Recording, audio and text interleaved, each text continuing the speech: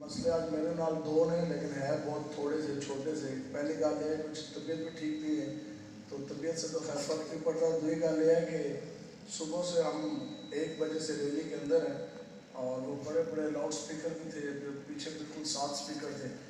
تو اس واسطے نہ کام میرے بند ہوئے ہیں. ٹھیک ہے جی, تو تمہیں آواز آ رہی ہے ساری؟ چلو سانوں بھی تاری آ رہی ہے. تو بات مختصر ہی ہوگی لیکن انشاءاللہ آپ حاضر ہو کے اور اخلاص کے ساتھ سنیں تو انشاءاللہ سمجھ آئیں گے انشاءاللہ. ابھی جو آپ ایک بات کر رہے تھے کہ دین کی پہرے داری کے لیے اور حضور کی عزت ناموس کی پہرے داری کے لیے نکلنے کے لیے ضروری ہے کہ اس کا ضمیر زندہ ہونا چاہیے. تو ساڑھے حضرت امیر مجاہدین بڑا خوبصورت فکرہ فرماتے تھے. تو اس میں یہ بات آ جاتی ہے لیکن اصل بات یہ ہے کہ حضور کی عزت ناموس کی پہرے داری کے لیے 2 چیزیں ہونا ضروری ہیں. 2 شرطیں جس انسان کے اندر پائی جائیں گی نا وہی آقا و مولا حضور کی عزت ناموس کی پہرے داری کر سکتے ہیں. آج تسی یہ نہ پریشان ہے کہ فلاں نہیں کرتا تو فلاں نہیں کرتا تو فلاں نہیں کرتا. بتاؤ کتے تے بلیاں تے ڈبوں دے بس تے گل تے کوئی نہیں رہ جی. حضور کی عزت ناموس کی پہرے داری کتے بلوں ڈبوں کی بات تو ہے کوئی نہیں.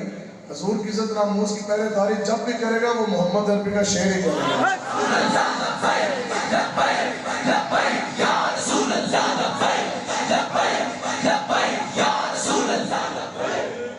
تو جو بغیرت ہے نا وہ تو اپنی ماں بہن بیٹی کی عزت ناموس کے لیے حفاظت کے لیے وہ باہر نہیں نکل سکتا. بغیرت بندہ تو ماں بہن بیٹی کی عزت نہیں بچا سکتا.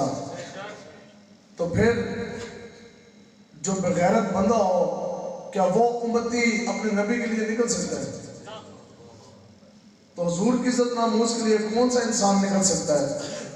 ہمارے حضرت امیر مجاہدین فرماندہ صاحب کے پھر اس کے اندر 2 چیزیں 2 شرائط ہونا ضروری ہے. پہلا باپ کا ایک ہونا جس کا پیو ایک کہنا اور دوسرا ماں کا نیک ہونا. باپ کا ایک ہونا ماں کا نیک ہونا. تو یہ جتنے بھی چمکتے چہرے نا لبیک والے جو ہم دیکھتے ہیں تحفظ ناموس رسالت دھرنوں میں مارچ میں گولی بھی ہے, شیل بھی ہے, کڑی بھی ہے, پرچہ بھی, ڈنڈا بھی, ستم کے پہاڑ بھی, لیکن یہ بھاگتے نہیں, یہ سینہ تان کے لبیک کا نعرہ لگاتے ہیں. تو اس میں کمال ان کے ماں باپ کا بھی ہے. رسول اللہ لبیک لبیک لبیک یا رسول اللہ لبیک لبیک لبیک یا رسول اللہ لبیک لبیک. آپ بتاؤ ڈی چوک کے اندر 126 دن ناچنے والی لڑکی وہ سلطان صلاح الدین ایوبی کا وارث تو نہیں پیدا کر سکتی.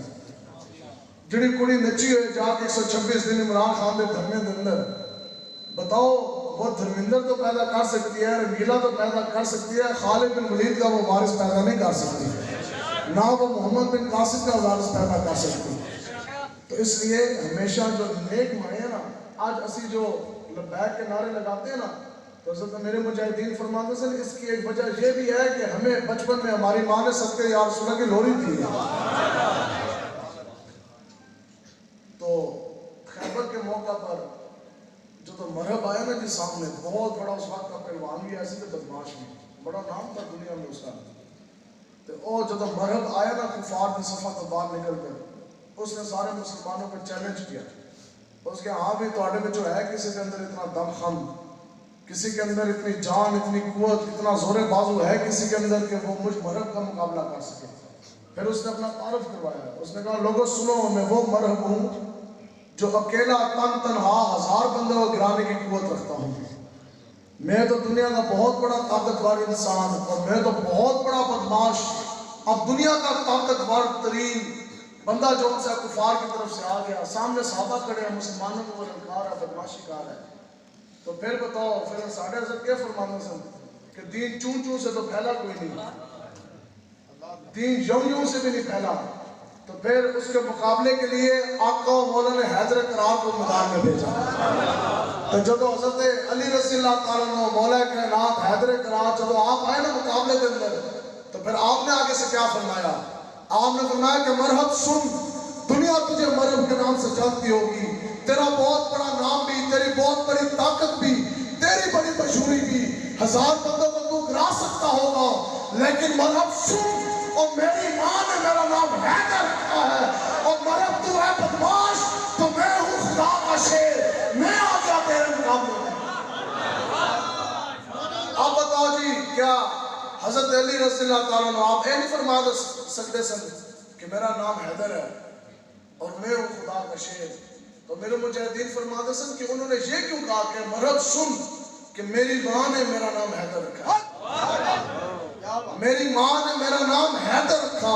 ماں کا ذکر اس لیے کیا کہ قیامت تک تمام دنیا کو یہ مسئلہ بتانا مقصود تھا کہ جب جب بھی کوئی بھی محمد عربی کا شیر سینہ تان کے اپنے نبی کے دشمن کے سامنے اس کے دانت کھٹے کرنے کے لیے آئے گا تو پھر یہ بات مان لی جائے گی کہ اس کی ماں حضور کی خاتمہ بھی ہے، شریعت کی پپت بھی ہے، ہمیشہ نیک مائی، کبھی حیدر کرار پیدا کرے گی، کبھی حسن و حسین پیدا کرے گی، اور کبھی حسین کا خادم حسین اور یہ لبیک والے پیدا کرے گی انشاءاللہ۔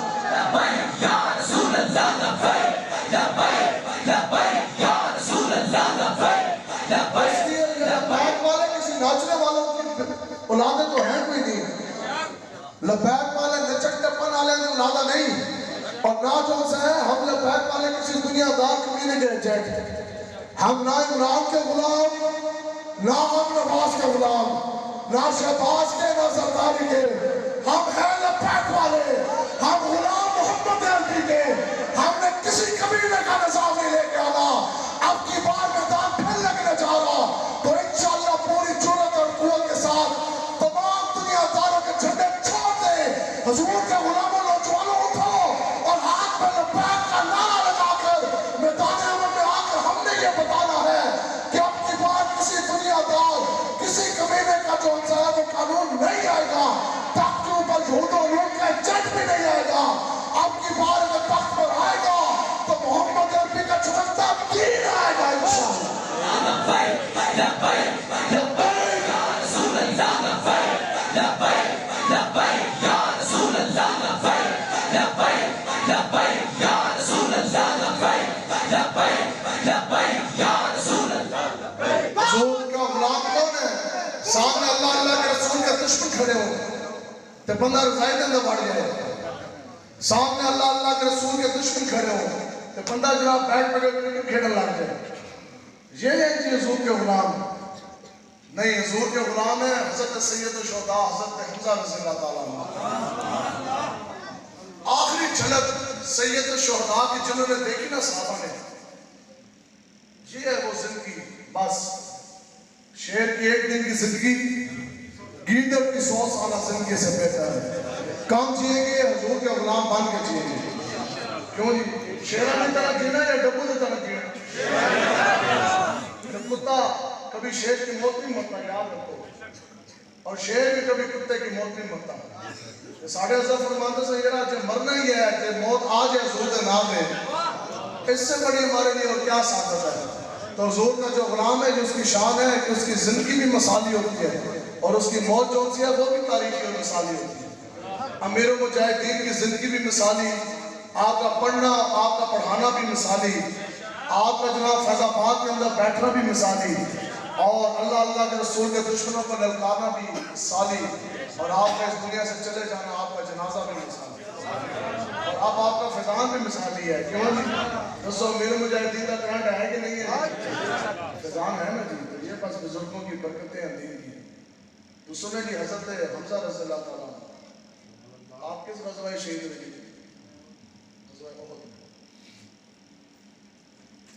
اور بدر میں بھی نا آپ کی ایک، آج تو لوگ کہتے ہیں نہیں جی میرا نام آ رہا ہے، ہاں جی اب یہاں اس لیے کچھ لوگ ہاتھ نہیں اٹھاتے اور اس لیے آگے آگے نہیں آتے، یہ رہا ہے نا کوئی پرچہ کٹیا گیا یا کوئی محلے دار کوئی چودھری کوئی بڑا کوئی سیاسی ناراض ہو جائے گا اور کہہ رہے ہیں ہاں تو بڑے حقدار کیسے؟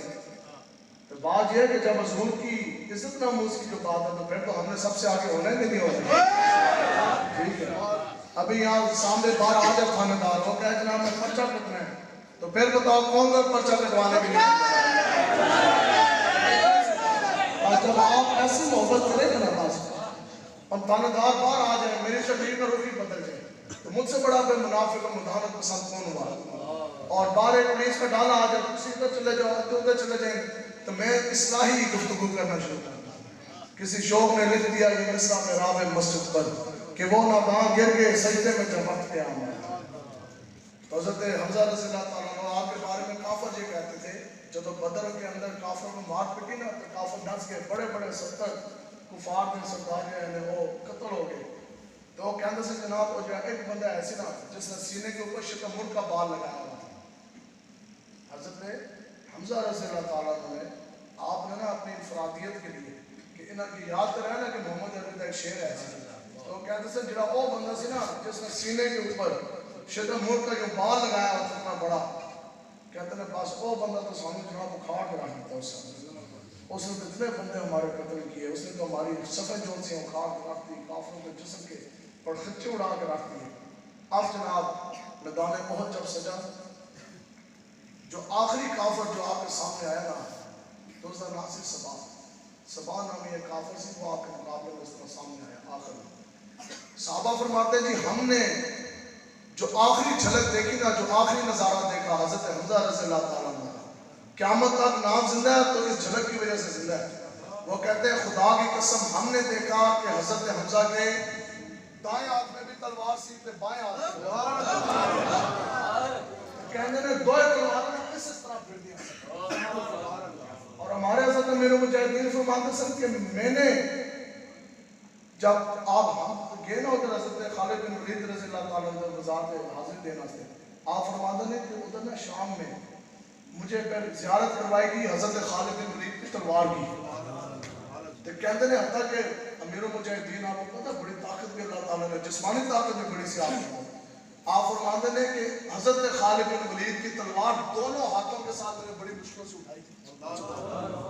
کہتے ہیں میں پھر حیران ہو گیا میں کہ گھوڑے کی پشت پر بیٹھ کے اس طرح وہ تلواریں کس طرح پھیر دیتے کہ حضرت حمزہ رضی اللہ تعالیٰ عنہ آپ کے دونوں ہاتھوں میں تلواریں اور کافر سامنے آیا. آپ لوگ کہتے ہیں کہ دین امن کا درس دیتا ہے. دین یہ ہے جی جو دین درس دیتا ہے اور امن بھی یہی ہے. آپ نے جب اس کو دیکھا نا تو آپ نے پتا اس کو کس طرح فرمایا. آپ نے فرمایا وہ ختنے کرنے والی کے بچے آپ نے فرمایا ختنے کرنے والی کا پترا تیرے اندر اتنی ہمت کہ تو ہمارے آقا و مولا کے سامنے آ گیا کہ اندر نے للکارے نا تو ادھر ہی جناب کمر لگ گیا. آپ گئے تو پھر آپ نے اس طرح تلوار ماری. صحابہ فرماتے ہیں کہ جسم کی دو ٹک ہویا تو جنہیں اس کے کپڑے ایسے نہ دھو کے جائے گئے. اس کے بعد پھر آپ کو پتا نا دور سے قریب تو آپ بھی نہیں سکتا تھا تو دور سے پھر آپ پہ جناب کو نیزہ مارا گیا. نیزہ دور سے یہاں سے جناب پار ہو گیا. آپ نے جامع شہادت نوش کیا. اب سنو جی سب سے پہلے 70 صحابہ کٹ چکے جامع شہادت انہوں نے نوش کیے. اب ان کے جسم سامنے لائے گئے نماز جنازہ ادا کرنے کے لیے. سب سے پہلے حضرت سید الشہداء حضرت حمزہ کے جسم مبارک رہ گئے. آقا و مولا نے نماز جنازہ ادا کی. حضور نے فرمایا اور صحابی ملے ہیں. دوسرا ہے ان کو اٹھانے لے کے حضور نے فرمایا نہیں میرے چچا کو رہنے دیں. دوسرے صحابی کا جسم رکھا گیا حضور نے نماز جنازہ پڑھی. دوسرے صحابی کو اٹھا کے لے گئے حضور نے فرمایا نہیں میرے چچا کو رہنے دیں. تیسرے صحابی چوتھے صحابی اس طرح 70 صحابہ کا حضور نے جنازہ پڑھا. صحابہ فرماتے ہیں کہ ہم نے دیکھا کہ حضرت حمزہ کا آقا و مولا نے خود 70 مرتبہ نماز جنازہ ادا کی. 70 مرتبہ حضرت حمزہ رضی اللہ تعالیٰ عنہ کی حضور علیہ السلام نے نماز جنازہ ادا کی. اب بات یہ ہے کہ پورے زندگی کی عبادتیں پوری زندگی کے سجدے اور پوری زندگی کے ریاستیں تسبیح کرنا حج کرنا عمرے کرنا اگر تسی یہ چاہتے ہو نا یہ ساری چیزیں قبول ہو جائیں تو پھر آپ کو آقا و مولا کی عزت میں پہرا دینا پڑے گا. حضرت مجدد الافسانی صاحب رحمۃ اللہ تعالیٰ علیہ آپ فرماتے ہیں کہ ایک انسان پورے